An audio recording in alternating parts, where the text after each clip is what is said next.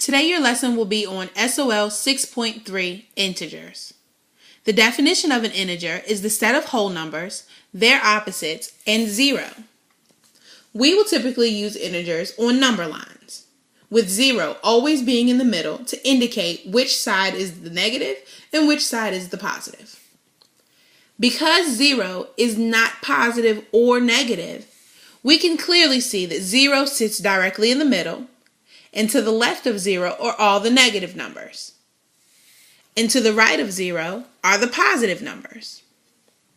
Examples of integers can include 1, its opposite -1, 5, its opposite -5, 0, 18, and its opposite -18.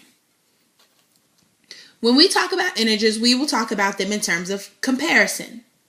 And there are some rules to go along with it. When comparing two positive integers, the integer farthest away from zero is always the greatest integer.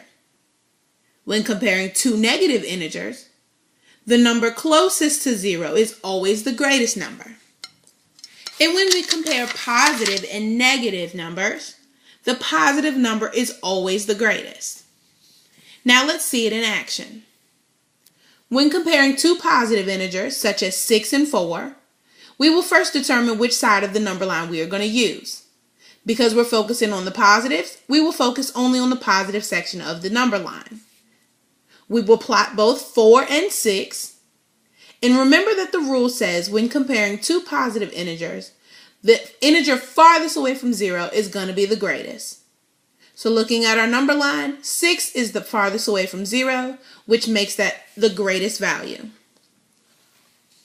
Likewise, when comparing two negative integers such as -5 and -3, first determine which side of the number line we're going to focus on.